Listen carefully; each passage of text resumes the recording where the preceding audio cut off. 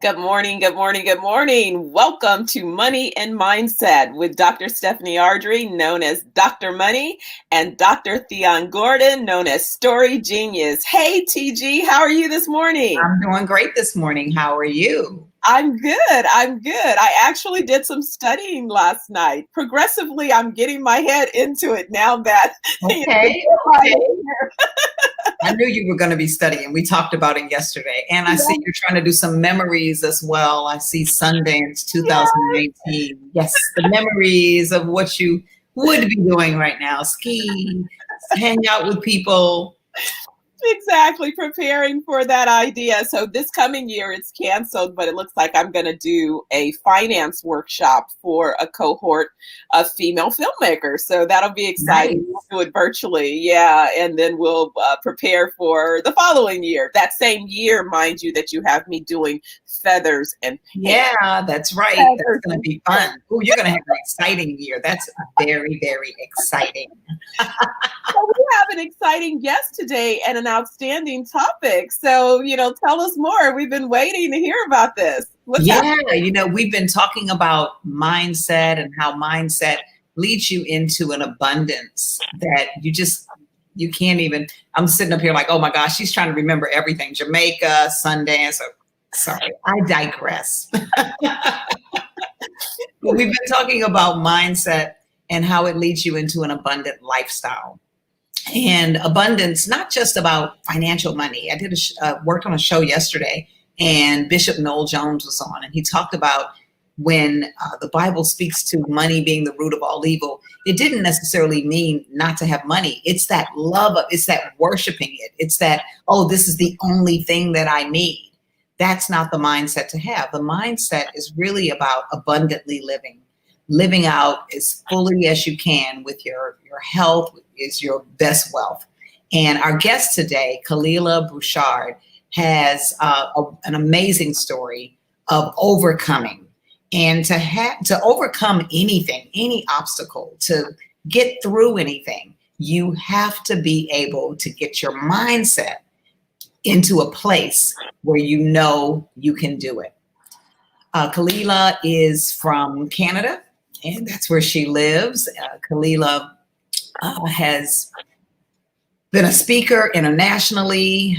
She has a platform, My Life is a Testimony, that shares all about the obstacles she's overcome and then helps other people to overcome the obstacles that they may be going through as well.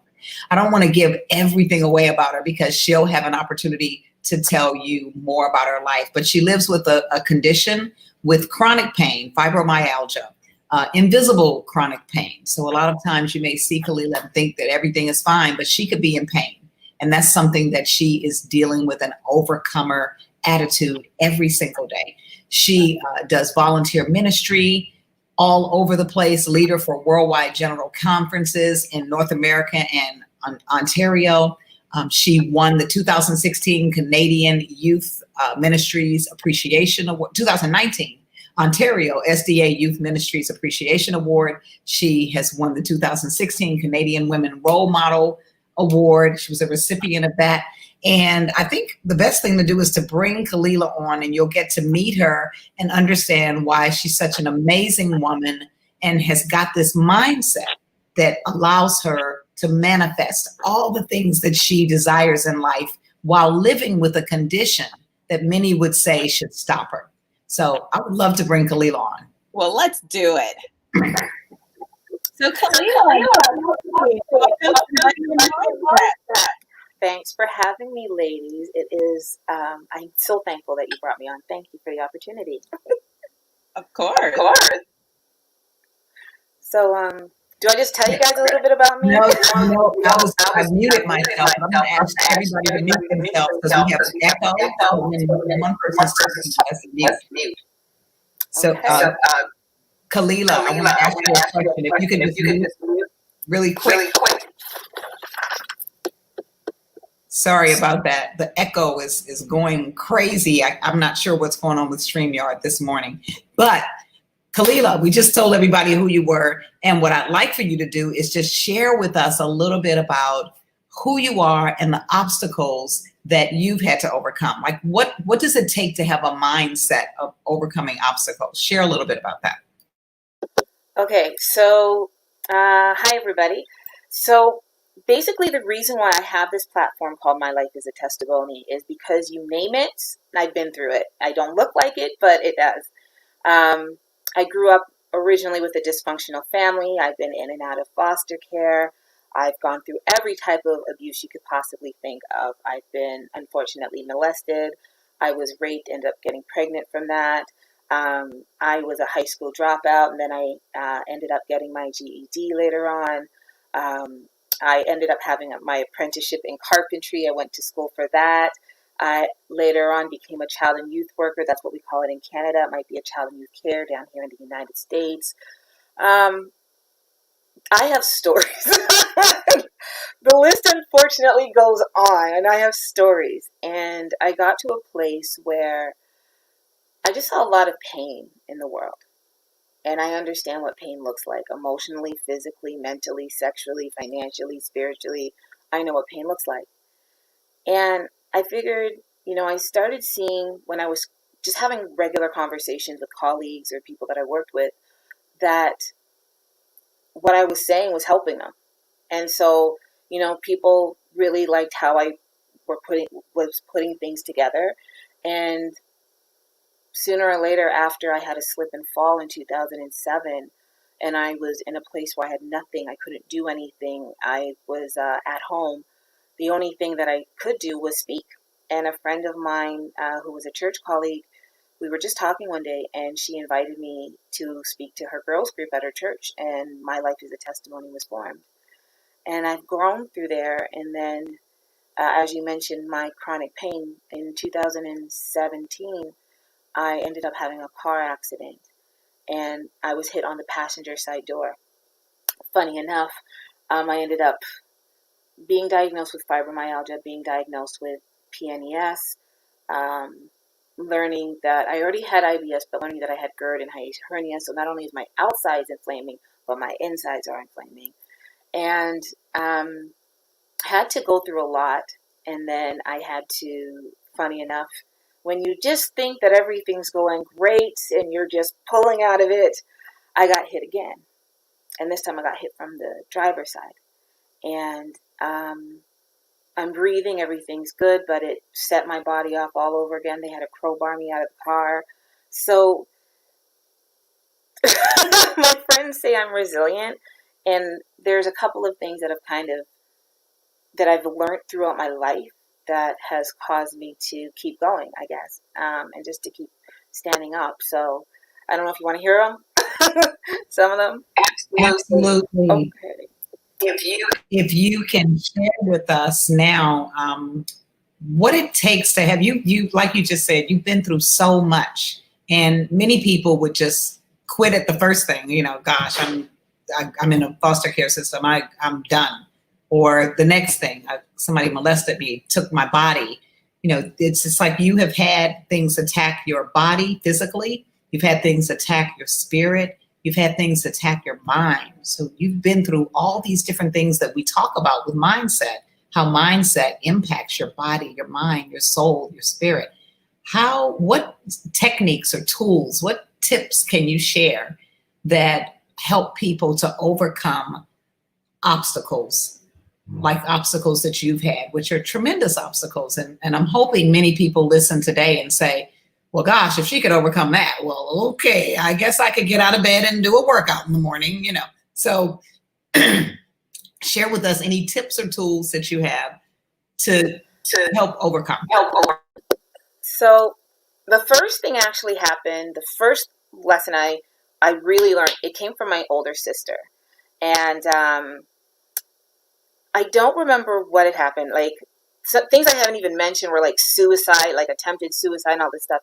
And something had happened in my life, and she drew me up. Like, she pulled me aside, and she was like, is this going to be your breaking point? Is this going to be your breaking point? You've been through hell and high water. You've been through so much stuff. Is this going to be the thing that tears you down? Now, if it is, that's fine, But if it's not, well, then, have your pity party.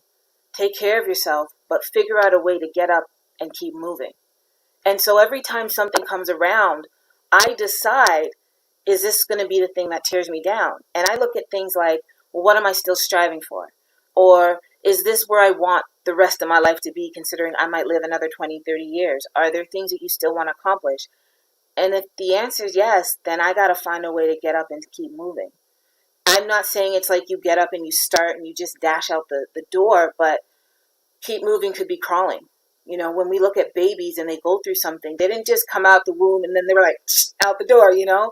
Even the ones that get speedy really fast, they still have to, you know, figure out how to hold their body up, still have to figure out how to, you know, crawl, still have to figure out how to just get different things in their life. And every time I go through something, I might be in that baby stage again. I know sometimes we want to think that we're adult and we're grown and we should walk into something like that.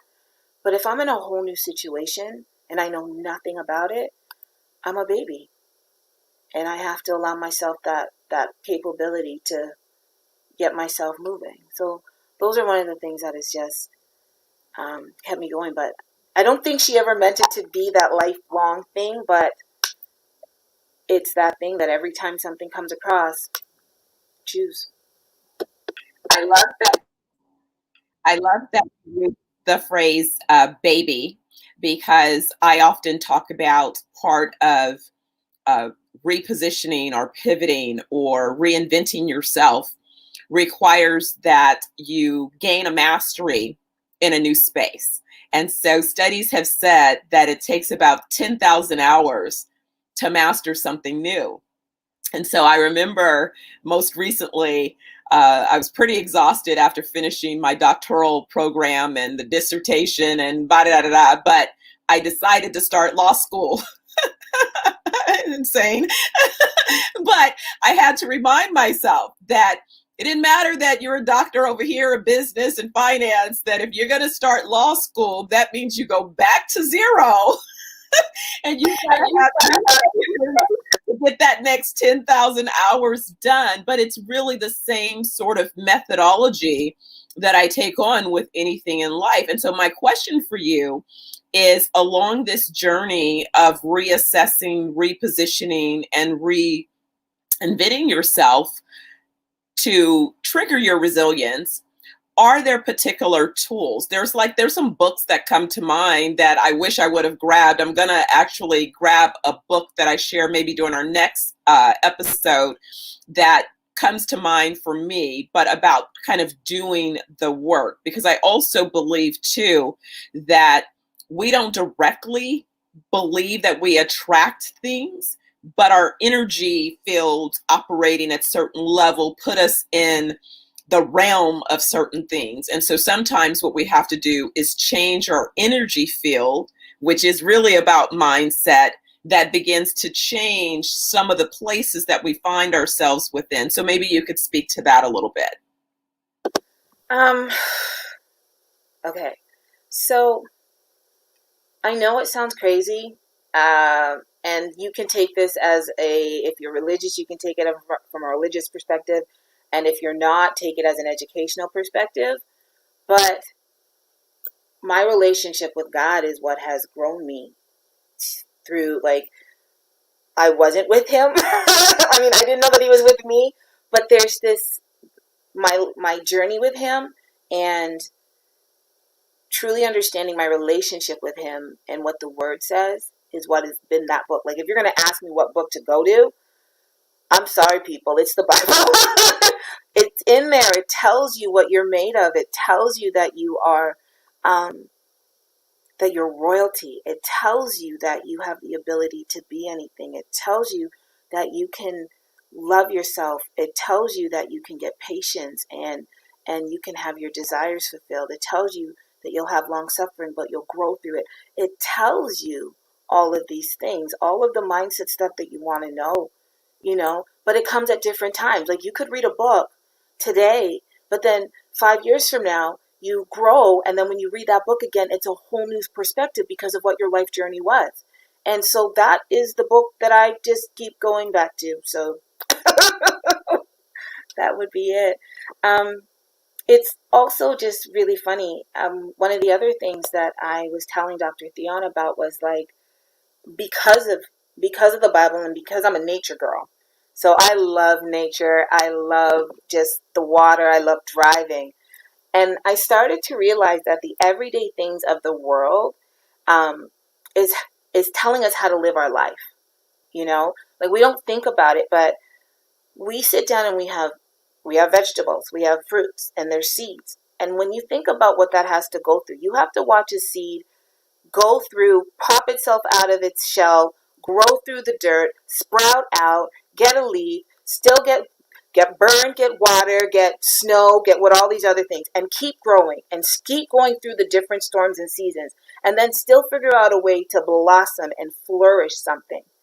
And then we get to enjoy it, right? But if that's what that has to go through, why can't that be the same process that I have to go through? That gives me understanding of exactly what I need to go through each and every time. And even the things that we use in our life right now. I was saying things like your spoon, the computer that we're using right now, the fact that you're using, electricity. All of these things were not something that came along with one shot. There were thousands and hundreds of failures. And so it tells you that our lives, everything that we do through it, the cars that we drive, tell us that, inventors and, celebrities and different things like that, they've worked really hard to get where they are, but we see them still going through hardships. We still see them going through trials and tribulation. We still see them getting up and moving. We go to places like the movies and we will cheer for the whole storyline. We will go into and we'll watch our classic fairy tales. Things started off nice, then it got bad, then it got better. We already know the cycle. It's now applying that very same concept that we take in so many different aspects of our lives and apply it to us. Do you know what I'm saying? Give that person that chance. Instead of it just being that person or someone on the screen or, giving the chance in terms of, believing in someone that created something else. Believe in yourself. Believe in the things that you have in your mind. Not, when I say desires, it could be the simplest thing in terms of helping somebody. Could be like a God idea, a grand idea where it's like you want to build the first black movie theater. It could be anything. But the fact of the matter is you buy things that somebody else worked really hard to make happen. You put into other things that other people's dreams. Put into yours. Put into yours. You're no different than anybody else. That's a important point, because one of the things that and really, I'm going to ask you a question and sort of make a statement. This money and mindset was birthed out of Dr. Thyonne and I spending 2 months together in Jamaica. We've been friends for a long time, but we took a risk. She was going to Jamaica and I was desperate to get to anybody's island, and I love Jamaica. So I was like, please, can I go? Then I got there and didn't want to leave. They're like, just about, we're going to have to send a rescue crew to get you home because, we extended the stay. We started off with a month, then it was 6 weeks, then it was 2 months. And then I was like, in my spirit, I'm still not ready to go home. And so I'm like, I'm going to ask you to do something that sister girl code we don't do. Leave me here and you go home because I still need to stay a little bit longer. And even my son was like, how's she gonna leave you there? Our driver was like, are you sure you leaving Stephanie here? But it was so important because in my spirit, I knew I had to trust my gut and I knew I had to complete the healing. But what she really did was she said, well, I'm going to be your accountability partner. And I'm going to make sure that although you are remaining here, that you are going to be okay, because I'm going to check in with you daily. In fact, I'm going to check with you live. We're going to be live on Facebook every day. So I know, you won't be wilding out too much. You will be, presentable in some form or fashion. Don't tell the law school folks, but don't tell that part. But so as you've explained or described, you mentioned your sister. And then I'm wondering if you have a broader community of supporters or mentors or an accountability partner, how have those additional relationships either been part of your process, or if you have not had some of those relationships, why don't you speak to that? Before you speak to it, Khalilah, can I say I am a good accountability partner, but when you leave somebody behind and then let's just say some genies come out of bottles out of nowhere. Somebody like dropped the genie bottle, and I was able to stay in touch with her every day, but all I can be accountable for is what happened between 8 and 8:30. The rest of the day, I can't take responsibility for that. But please tell us about your mentorships and about the people in your life, your circle, as Dr. Money asked. You know, originally, I didn't think I had support. I didn't think I had family support. I didn't think I had support at all. Like, there's this place where your perception isn't really what is going on. But I will say for many, many years growing up, even into my, later adulthood, I didn't realize that the teachers that were in my school that put that little extra care were the ones that were advocating for me. They were really my support. The friends that let me stay over at their houses when I wasn't at home, they were my support. Now, support and good support, two different things, because, you can have somebody that, they give you the best that they can, and they love you through that. And I think that if we look at our lives, yeah, there are people that helped support me to keep me going, that believed in me. But now the kind of support that I have, because I've been trying to grow myself and the environment that I try to put myself in, when you want to be of a certain level, you have to get yourself there.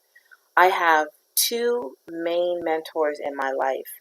One is Pastor James Black, and I didn't even know who he was when I met him, but he's been such an influential youth director, now prayer director, all over North America, even worldwide. And his heart is for the youth and the young adults, and that's where my heart has been, because of understanding what the dynamics is, or understanding the stats when it comes to youth and their mindset and the suicide rates and the different rates of things that are going on. And the second one is Mr. Byron Nelson. And I walked into the room and I was like, he is the older version of what I want to be. And when you see that, when you see somebody and you're like, but that's what I want to be around, you've got to ask them to be your mentor. You've got to put yourself in a place where you're always colliding with them. I have support from my mom now in ways that I never even thought would happen. But I had to fight for that. I had to be my voice for that. And I think that's one of the other things. Like, people will get mad when people don't show up for you. But did you tell them that you needed them to show up for you? Right? The biggest resource is your mouth, is your hands, is you. And the only way someone can respond, know that you're cut. Like, if you're cut, if you are stabbed, what do? You run to the hospital, right? But when you're emotionally stabbed or you're hurt, you're going to let your pride stand in the way from you being able to get stitched up? No. The sooner you deal with something, the faster you can heal. It won't get infected, right? You can get the right medicine and keep moving in your life. And you have to think about that. We have to think about it's because it's not visible to you. If it's visible in the fact that your body's shifting, your mind is shifting, you're becoming depressed, or all of these other things, put yourself in places where your resources keep you happy, keep you motivated. I've had to be in counseling for years. I've had to be in groups for years. Even now, I still get counseling, and those resources, like, the resources that we're really talking about are the resources, unfortunately, that have stigmas behind them, and they shouldn't have stigmas behind them, because they're actually things that help you. your counselors, your psychiatrists, your psychologists. They're there for you. Those have been powerful resources in my life. So you bring up a point of reaching out and connecting, and you talk about pain. That means that you have to be in a place where you are able to forgive. And a lot of times people miss the message and the learning in an opportunity of forgiving, right? Sometimes it's important to forgive what we believe was done to us by someone else, but more importantly, is to forgive ourselves for whatever we believe that we may or may not have contributed to it. But what people fail to realize is the forgiveness is for you. It's so that you can heal and move forward. It's not so much for the other person, it's for your growth to emerge. And so I applaud you in recognizing the need to not only have groups and other forums for that healing. We all need that healing. And it's unfortunate, you're right, that there is such a stigma. I think that's beginning to come to surface more so, especially in light of this global pandemic where people are isolated. And it's really triggering a number of things, not only physical, but mental things that are being triggered. And the reality that, come on, guys, we're better than this. We need to have a holistic healing. And so that's mind, body, and spirit. It all needs to be healed. So thinking about that in terms of that forgiveness, how did you come to a space of forgiveness? Did you know it naturally, or did it just sort of evolve over time? How did you find yourself on that path and then able to go forward with the relationships? You're going to love this. It took me time. And then I got to a place where, excuse my language, but shit happens, accept it. I know it sounds really crazy, but, who are you? Like, how do I say this? What makes you so special that you shouldn't go through anything in life? What is it that everybody around you, your mom, your dad, your brother, your sister, your colleagues, your bosses, the president of the world, people that you know and don't know, why is it that they can go through something but you don't? Why is it that something can't grow you instead of, always tear you down? Why can't that something, when that stuff it happens, it's part of life. And it wasn't just about forgiving myself, but it was getting to understand what life is. Life is your ups and downs. Life is your rainy days, your sunny days, your rainbows and in between. Life is the fact that sometimes you're slow and you're fast. Sometimes it's you're using a cane or a walker, or you're getting on a bus. It never is one way. It's always changing. And if you understand that and accept that, then when the high tides and the low tides come in, you're just like, okay, well, do I need a boat right now? Or can I just stand in the sand? Right? And it's being able to just evaluate that. And it's just like, apply that understanding to it. You're going to mess up. I'm going to tell you this right now. You're going to mess up. It's part of life. You're going to get some things right. It's part of life. You're not going to know all the answers. You might know the answer. It's all part of life. And if you're willing to just go through life and learn it, you have so much freedom when you just get to a place where you don't hide anymore and you love yourself more and you are just okay with, you know what, when I look back at my life, can I tell a really short story?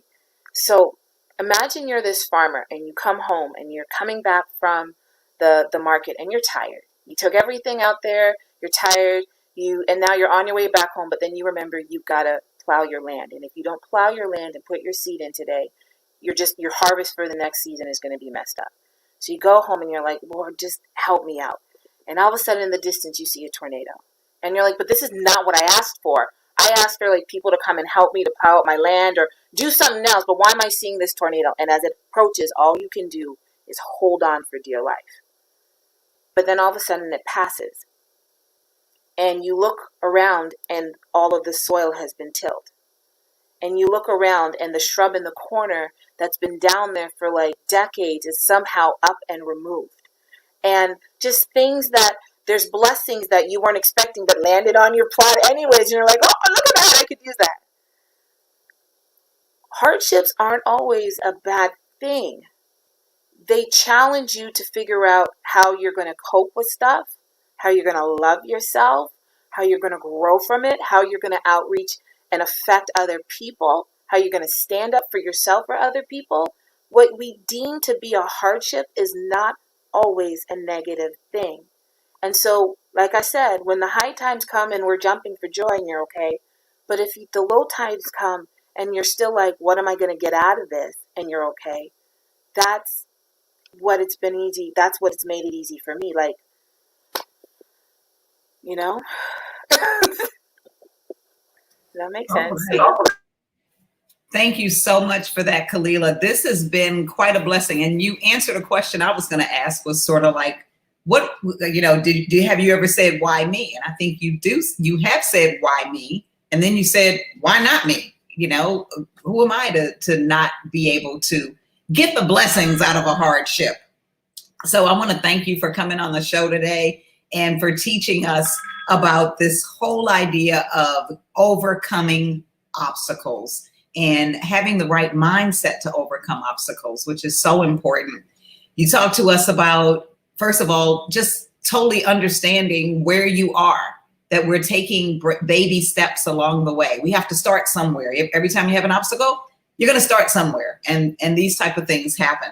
And to get through it, you got to understand, are you going to get through it, or is this your break point? Is this the place where you're just saying, I give up, I'm done, can't do it anymore, don't want to be here anymore? And really, really find out, is this the ground you really want to fall on? Is this where you want to have your sword, drop the sword and die? Come on.